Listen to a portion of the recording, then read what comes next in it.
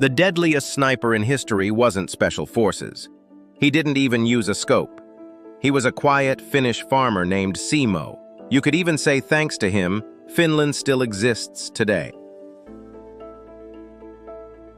Simo was born in 1905 in a small town in southern Karelia, eastern part of Finland. His life was simple, filled with forests, fields, and peace. From a young age, he learned to move silently in the woods, mostly because he had learned to hunt when he was young. He had some superhuman-level talents, and it is no wonder he became a master of shooting. Simo took part in local shooting competitions and usually won them. His special skill was estimating range with the naked eye. Up to 150 meters, he could just look at a target and tell how far it was. And his ability to use his rifle was nothing short of impeccable.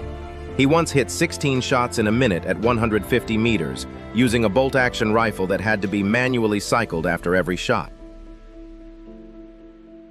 In November 1939, the Soviet Union staged an attack on its own territory, an event known as the Shelling of Manila. It was a false flag operation used as a pretext to invade Finland. Thus began the Winter War. Finland was heavily outnumbered. Simo volunteered and was sent to the front in an area which was just a few dozen kilometers from his childhood home. He knew the terrain intimately and used that to devastating effect. Simo's company commander was Captain Arne Juutilainen, known also as the Terror of Morocco, because of his background in the French Foreign Legion. He got the nickname because of his totally fearless attitude. Basically, he was an absolute gangster. In Winter War, one story tells how Juutilainen walked into the front lines during heavy fire, sitting in a rocking chair, just to show his men that there was nothing to be worried about. Simo was taking orders from this guy. Simo used an old M2830 rifle with iron sights, no scope. Scopes could reflect sunlight or fog up in the extreme cold. Simo took no such risks. He was dressed in white, and he eliminated luck from the scenario.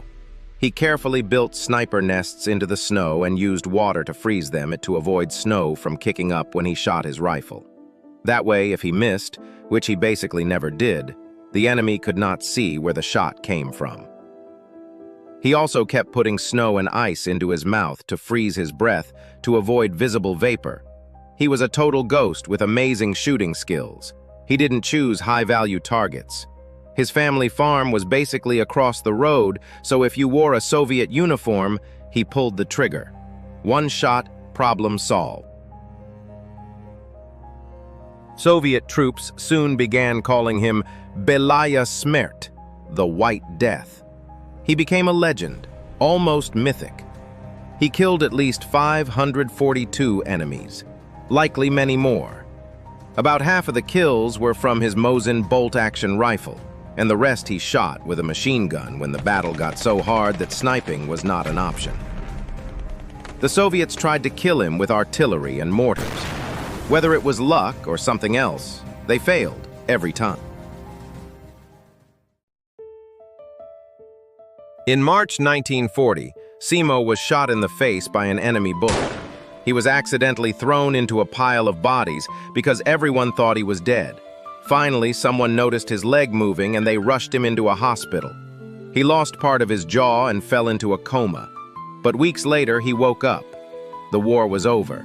Sadly, his home farm was in an area that Finland lost to the Soviet Union.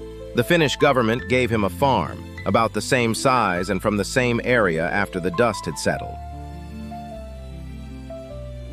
Simo never returned to the battlefield.